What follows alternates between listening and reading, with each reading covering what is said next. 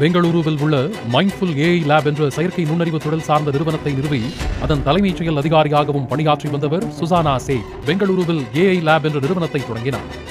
உலகில் செயற்கை நுண்ணறிவு தொழில்நுட்பத்தில் பணிபுரியும் பெண்களில் புத்திசாலியான 100 பெண்கள் பட்டியலில் சுசானா சேத் பெயரும் இடம்பெற்றது. டிராவல் பேக்கில் சுசானா சேத்தின் மகன் கொலை செய்யப்பட்டு துணிகளுக்குள் சடலமாக சுற்றி வைக்கப்பட்டிருப்பது கண்டுபிடிக்கப்பட்டது. 4 வயசு சின்ன குழந்தைய கொன்ன கொடூர தாய். ஒரு டாக்டராக இந்த செய்தி கேட்கும் போது ரொம்ப அதிர்ச்சியாக இருந்தது. ஸோ என்ன சார், ஏன் இதை பற்றி நம்ம பேசணும் அப்படின்னு எடுத்துக்கிட்டிங்கன்னா, இந்தியாவில் இன்ஃபர்டிலிட்டி கேசஸ் ரொம்ப அதிகமாகிட்டு இருக்கு. அதாவது ஒருத்தவங்க கன்சீவ் ஆகணும், ப்ரெக்னென்ட் ஆகணும்னு நினச்சாலே ரொம்ப கஷ்டப்படுறாங்க. தெருக்கு தெரு, ஏரியாக்கு ஏரியா இன்ஃபர்டிலிட்டி சென்டர் ஓப்பன் ஆகிட்டு இருக்கு. உங்களுக்கே தெரியும் எவ்வளோ ஆட்ஸ் வருது.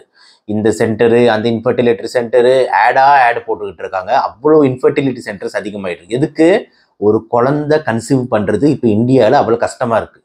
100 பேர் இருந்தாங்கன்னா 16 to 18% இன்ஃபர்டிலிட்டியால் அஃபெக்ட் ஆகுறாங்க. அதாவது 16 to 18% இன்ஃபர்டிலிட்டியோட இன்சிடென்ட்ஸ் இந்தியாவில் இருக்குது.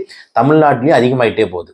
அப்போ இன்ஃபர்டிலிட்டி சென்டர்ஸ் அதிகமாகிட்டே போகுது. அப்படின்னா என்ன அர்த்தம்னா, ஒரு குழந்தை பெற்றுக்கிறது அவ்வளோ கஷ்டமாக இருக்குது, ஒரு குழந்தை கன்சீவ் பண்ணுறது அவ்வளோ கஷ்டமாக இருக்குது. அந்த காலத்தில் நம்ம பாட்டிங்கெல்லாம் பார்த்தீங்கன்னா, உங்களுக்கு பார்த்தீங்கன்னா ஒரு 7 குழந்தை 8 குழந்தை இருக்கும். அவங்க தான் சொல்லுவாங்கன்னா, என் பாட்டிக்கெல்லாம் பார்த்தீங்கன்னா 10 குழந்தை இருந்தது, 15 குழந்தை இருந்தது அப்படின்ற மாதிரிலாம் சொல்கிறாங்க.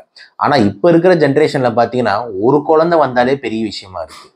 ஸோ இவ்வளோ இன்ஃபர்டிலிட்டி இருக்கிற ஒரு டைமில், ஏன்னா நம்ம லைஃப் ஸ்டைல்ஸ் நிறைய மாறுது. பிசிஓடின்னு சொல்லக்கூடிய பாலிசிஸ்டிக் ஓவேரியன் டிசீஸ், ரொம்ப வெயிட் அதிகமாக இருக்கிறதுனால வர ப்ராப்ளம் அதிகமாகிட்டு இருக்கு. ஸ்ட்ரெஸ்ஃபுல் லைஃபு, ஜங்க் ஃபுட்டு, எல்லாரும் வெயிட் போடுறது, இதெல்லாமே ஆகிறதுனால இந்த பிசிஓடி ப்ராப்ளம், ஹார்மோனல் ஃப்ளக்சுவேஷன்ஸ் அதிகமாகுது.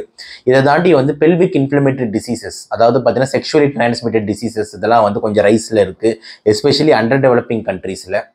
அதை தாண்டி இந்தியா மாதிரி கண்ட்ரியில் டிபி ஒரு முக்கியமான காரணம் இன்ஃபர்டிலிட்டிக்கு, டியூபர்குலோசிஸ். ஸோ இந்த மாதிரி ஏகப்பட்ட காரணங்கள்னால இன்ஃபர்டிலிட்டி நம்ம நாட்டில் அதிகமாகிட்டு இருக்கு. இப்படி இருக்கும்போது ஒரு குழந்தை பிறக்கிறது எவ்வளோ கஷ்டம். அந்த குழந்தைய ஒரு தாய் கொள்வது எவ்வளோ ஒரு மோசமான சம்பவம். நீங்களே அந்த வீடியோவில் பார்த்துருப்பீங்க.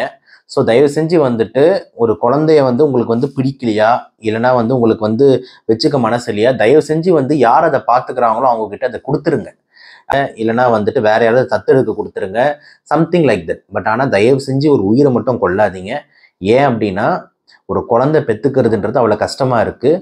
கண்டிப்பாக ஒரு தாய் ஒரு குழந்தைய கொள்றதை ஏற்றுக்கவே முடியல. ஏன்னா நான் ரொம்ப ஸ்ட்ராங்காக நம்புகிற ஒரு பாண்ட் என்ன அப்படின்னா அந்த அம்மாக்கும் அந்த குழந்தைக்கும் இருக்கிற பாண்டு. எந்த அம்மாவும் அது குழந்தை நல்லா இருக்கக்கூடாதுன்னு யோசிச்சதே கிடையாது. நம்ம உயிர் போனாலும் குழந்தைய காப்பாற்றணும் தான் நினைப்பாங்க. ஆனால் இந்த தாய் இப்படி டிஃப்ரெண்ட்டாக யோசித்தது ரொம்ப ஆச்சரியமாக இருக்குது, ரொம்ப வியப்பாக இருக்குது. என் நம்பிக்கையை உழைக்கிற மாதிரி இருக்குது.